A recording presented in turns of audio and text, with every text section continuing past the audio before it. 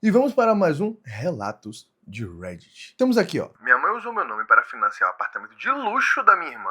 Eu só descobri quando tentei comprar a casa dos meus sonhos. Eu tenho 32 anos e durante muito tempo da minha vida eu achei que a minha mãe apenas preferia minha irmã. Sabe aquela sensação que muita gente tenta minimizar dizendo que é o ciúme, o exagero? Pois é, durante anos eu ouvi isso. Que eu era sensível demais, dramática demais, ressentida demais. Mas existe uma diferença muito grande entre imaginar favoritismo e viver dentro de uma família onde uma filha claramente vale mais do que a outra. E eu levei muitos anos para entender que aquilo que eu sentia desde criança não era paranoia, era realidade. Ó, gente, dessa parte aqui de preferência e tudo mais, só se eu falar relacionado a algum primo, né, porque eu não tenho irmãos, eu sou filho único. Então nessa parte aqui eu tô levando vantagem. Então aqui ela continua. Minha irmã mais nova sempre foi o centro de tudo da nossa casa.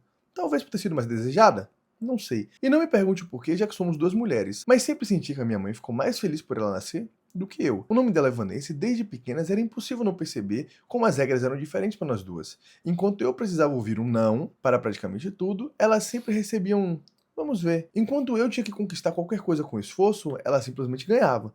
Minha mãe dizia que eu era mais madura, mais responsável, mais forte. E na prática isso significava que eu precisava aceitar menos carinho, menos atenção, menos ajuda e muito mais cobrança. Quando minha irmã tirava uma nota baixa na escola, era porque ela estava emocionalmente abalada. Se eu tirasse uma nota baixa, era porque eu não tinha me esforçado o suficiente. E muitas vezes eu era chamada de burra. Tanto que por muito tempo eu duvidei da minha inteligência e me achava uma porta em relação aos estudos. Se minha irmã brigava com alguém, a pessoa provavelmente tinha provocado ela. Se eu brigava, eu deveria pedir desculpas primeiro para evitar conflito. E assim fomos crescendo. Eu aprendendo a engolir as coisas e ela aprendendo que sempre teria alguém para limpar as consequências dos próprios erros dela. Mas aqui é complexo, meu pessoal, aqui é complexo. Pra mim, a pior parte até agora aqui foi ela falar assim, não, se eu tirasse uma nota baixa, eu era chamada de burra. Imagine você ouvir do seu pai e de sua mãe. Não, você chega lá, às vezes meio triste, né? Ô, pai, eu fui mal no colégio, tô mal em uma matéria, o que pode acontecer, é super normal. Tô mal em uma matéria, enfim. Aí vem seus pais, no caso sua mãe, e olha pra você e diz assim: "Ah, você não conseguiu fazer porque você é burra". Gente, isso é loucura. Ela diz aqui: "Meu pai era a única pessoa que equilibrava um pouco as coisas dentro de casa. Ele não enfrentava minha mãe diretamente o tempo inteiro, mas fazia questão de me apoiar em silêncio. Era ele quem aparecia no meu quarto depois das discussões dizendo que eu não estava errada. Era ele que me incentivava a estudar, a trabalhar, a ter independência financeira. Se não fosse por ele, eu com certeza teria desistido dos meus sonhos e dos estudos. Talvez por isso eu tenha sentido tanto a morte dele. Não apenas pela perda em si, mas porque depois que ele morreu, eu senti que tinha perdido a única pessoa que realmente me enxergava na família. Meu pai faleceu quando eu tinha 23 anos. Foi rápido, inesperado e devastador. Na época eu ainda morava com minha mãe e minha irmã e lembro que tudo virou um caos emocional durante meses. Só que, enquanto eu tentava lidar com o luto, minha mãe parecia completamente focada em outra coisa, proteger a Vanessa da realidade. A minha irmã nunca soube lidar com frustração, responsabilidade ou qualquer tipo de dificuldade. Então minha mãe praticamente passou a viver em função dela depois da morte do meu pai. Se já não era pouco, aumentou muito. Ou seja, eu era só uma moradora daquela casa e nada mais.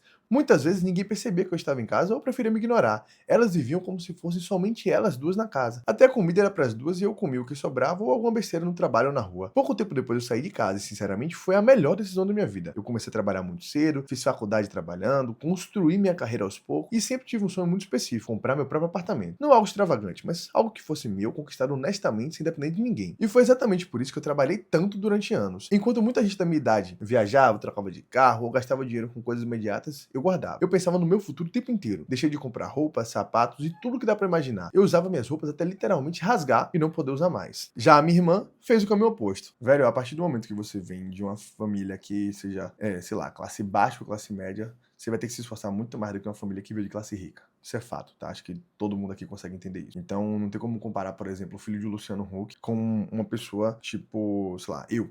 Não tem como. Não faz sentido. Eu vim de uma realidade ok, onde meu pai sempre falou pra mim, meu filho, você não precisa trabalhar agora, sabe? Você não precisa trabalhar agora pra poder bancar a casa, nada do tipo. Você pode fazer sua faculdade, pode estudar, mas ainda assim, quando eu completei 18 anos, eu não queria mais pedir dinheiro. Eu achava meio que triste, vergonhoso. E isso é muito complexo, porque, querendo ou não, no caso dessa menina aqui, se você não se esforça para conquistar, se você vem, né, de classe baixa, classe média, e você não se esforça muito mais do que quem tem um super privilégio, porque tem gente que os pais são milionários e tem muita grana. Então, assim, se você não se esforça para alcançar isso, muito mais, e quando eu digo se esforçar, é tipo assim, muito mais, enquanto tem gente que porque assim, as pessoas não partem do mesmo lugar. Então tem gente que vai partir sei lá, do quilômetro 1, tem gente que tá partindo do quilômetro 100. E você tem que correr do 1 para chegar no 100 pra tentar chegar onde a pessoa já saiu. Ou seja, você já tá muito cansado e a pessoa ainda tá, tipo, de boa, tranquila. Porque às vezes o final da corrida tem 200 quilômetros. Enquanto você tem que percorrer 200, a pessoa tem que percorrer só 100. Então, assim, é diferente.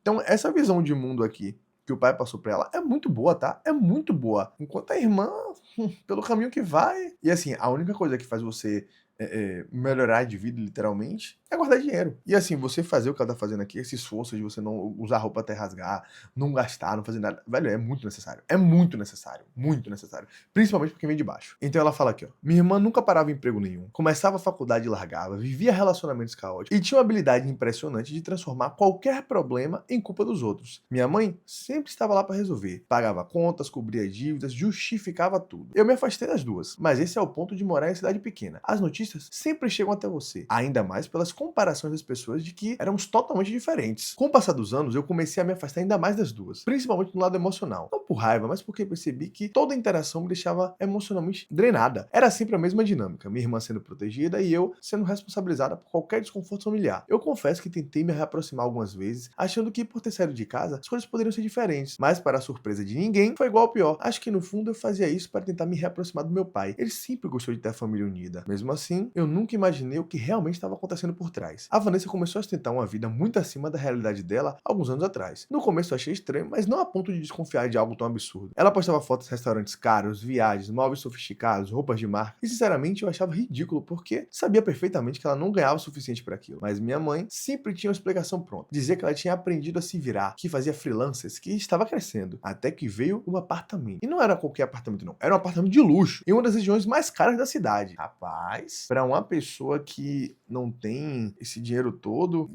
não fica em trabalho nenhum, comprar um apartamento de luxo, só se a mãe bancou, né? Só se a mãe bancou. E pelo que ela falou aqui, eles não são ricos, não tem essa grana toda. E, né, ainda teve a morte do pai. Então tá, vamos lá. O apartamento tinha piscina no condomínio, varanda gourmet, móveis planejados, decoração absurda, tudo exatamente como aqueles apartamentos de influenciador que você olha e pensa, isso custou fortuna. Quando eu descobri, minha primeira reação foi rir de nervoso, porque simplesmente não fazia sentido. Minha irmã não tinha estabilidade financeira nem para manter um aluguel direito alguns anos antes. E agora aparecia morando em um lugar que pessoas extremamente bem-sucedidas demoravam anos para poder conquistar. Quando eu perguntei como aquilo era possível, ela respondeu com a maior naturalidade do mundo que nossa mãe tinha ajudado na entrada e que o resto estava financiado. Disse que nossa mãe acreditava nela e que queria dar uma vida boa para ela. Aquilo me incomodou, é claro, muito. Afinal de contas, a nossa mãe nunca quis me ajudar com nada. Mas ao mesmo tempo, eu ainda não fazia ideia do tamanho real do problema. Tudo explodiu cerca de um ano depois, no dia que eu finalmente tentei comprar o apartamento que eu sonhei durante anos. Eu estava extremamente feliz naquele dia. Tinha separado documentação, organizado a entrada, analisado o financiamento, tudo cuidadosamente planejado. Eu lembro da sensação de finalmente estar realizando algo que construí sozinha. O corretor parecia otimista, o banco já tinha feito análises iniciais positivas e eu realmente achei que seria apenas questão de burocracia. Até o momento em que o corretor voltou com uma expressão estranha no rosto. Eu nunca vou esquecer aquele momento.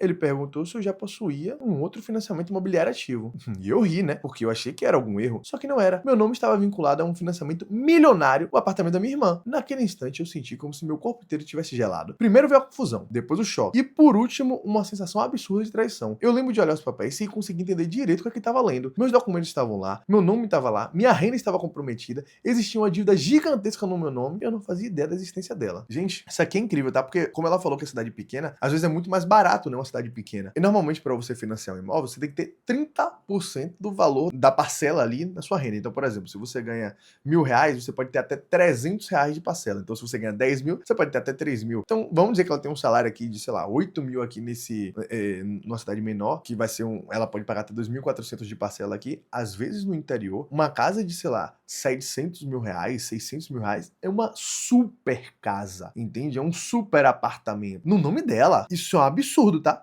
Pra não falar que é outra coisa, né? Isso é crime, entendeu? Não, isso aqui é um absurdo. Ela disse, no começo eu achei que fosse um erro de sistema, mas quanto mais investigávamos, pior ficava. A assinatura era minha, com umas pequenas diferenças, ou seja, alguém assinou por mim. Documentos tinham sido usados e tudo levava diretamente para dentro da minha própria família. Eu fui para casa da minha mãe naquele mesmo dia e aquela foi provavelmente a maior discussão da minha vida. Minha mãe tentou negar primeiro, depois começou a chorar e dizer que fez aquilo pela família, disse que a Vanessa precisava daquela oportunidade, que eu sempre fui forte, independente, que eu entenderia. Ela destruiu meu crédito, comprometeu meu nome, colocou uma dívida milionária nas minhas costas e achou que eu entenderia. E ainda disse que se ela não conseguisse pagar ou falecesse em algum momento, eu tinha condições de assumir para não deixar minha irmã desamparada. Foi nessa discussão que veio a pior descoberta de todas. A minha irmã no início realmente não sabia que o financiamento estava no meu nome. Ela acreditava que nossa mãe estava pagando tudo com o próprio dinheiro. E aí eu descobri o verdadeiro horror da história. Meu pai tinha deixado uma herança que deveria ter sido dividida entre nós duas. Só que minha mãe nunca me contou a verdade sobre os valores. Ela usava parte daquele dinheiro há anos para sustentar a Vanessa e usou o restante para dar entrada no apartamento de luxo dela. Mas como o dinheiro não era suficiente para manter o padrão e financiar tudo, ela colocou o financiamento no meu nome sem que eu e minha irmã soubéssemos. Na cabeça dela fazia sentido, porque eu daria conta. Eu acho que nunca senti tanto nojo de alguém quanto senti naquele momento, porque aquilo não era favoritismo não, era traição. Gente do céu. Imagine, você fica mal porque você perdeu um ente querido, então você perdeu seu pai, perdeu sua mãe, ou sua avó, ou alguma pessoa que esteve lá presente por você mesmo, que no caso dela é o pai aqui, e além de perder esse ente querido, você não recebe nada, que é um direito seu, você não recebe nada, e vê depois que foi tudo pro nome do seu irmão, ou da sua irmã, ou de qualquer pessoa próxima, e aí além disso, você ainda descobre que usaram o seu nome para comprar um imóvel e você não pode comprar. Usaram o seu nome sem sua permissão. Velho, isso é um absurdo. Era uma mãe escolhendo destruir financeiramente uma filha para manter a fantasia da outra. Minha irmã ficou em choque quando descobriu a verdade. Pela primeira vez na vida, eu vi a Vanessa sem arrogância. Ela percebeu que a própria vida de luxo dela teria sido construída em cima da minha destruição financeira. Só que naquele ponto já era tarde demais. Eu coloquei as duas na justiça e foi aí que minha família inteira virou contra mim. Tias, primos, parentes distantes, todo mundo dizendo que eu estava destruindo a saúde da minha mãe, que eu estava exagerando, que o dinheiro acabava com famílias, mas ninguém parecia preocupado com o fato de que minha própria mãe destruiu minha vida financeira escondida. O processo foi longo, desgastante e extremamente doloroso emocionalmente, mas eu fui até o fim e ganhei. A justiça reconheceu o que elas fizeram, reconheceu o desvio da herança, reconheceu os danos de terceiros e minha irmã teve que vender o apartamento. Eu lembro da sensação estranha quando vi as fotos do imóvel sendo anunciadas, porque ao mesmo tempo que aquilo parecia justiça, também era o símbolo físico de tudo que minha família destruiu. Minha mãe praticamente acabou sozinha depois disso. A relação dela com a Vanessa nunca voltou ao normal porque minha irmã passou a enxergar o tamanho da manipulação que viveu a vida inteira. Eu nunca mais consegui olhar pra minha mãe da mesma forma. Hoje eu finalmente consegui comprar meu apartamento, meu verdadeiro apartamento, com meu nome limpo, com meu esforço, mas também com corte de laço com a minha irmã. Pelo que soube, ela continua na mesma vida, visita nossa mãe de vez em quando e trabalha de segunda a sábado. Aceitou a realidade que tem. Ela tentou brigar comigo quando vendeu o apartamento, dizendo que eu estava tirando a felicidade dela, mas eu só bloqueei e segui minha vida em frente, porque elas não valem a pena. Ganhei uma promoção no meu trabalho e estou mais feliz do que nunca. Mas ainda existe uma parte de mim que às vezes pensa no quanto algumas famílias conseguem destruir umas às outras por conta de favoritismo. Agora me digam a opinião de vocês. Vocês acham que eu fiz certo em colocar minha própria mãe e minha irmã na justiça? Ou vocês teriam tentado resolver isso em família depois de descobrirem toda a verdade? Isso sequer já aconteceu com vocês? Que absurdo, gente! Mas que absurdo! Ó, vamos colocar aqui, como diz, os pontos nos is. Vou dizer logo minha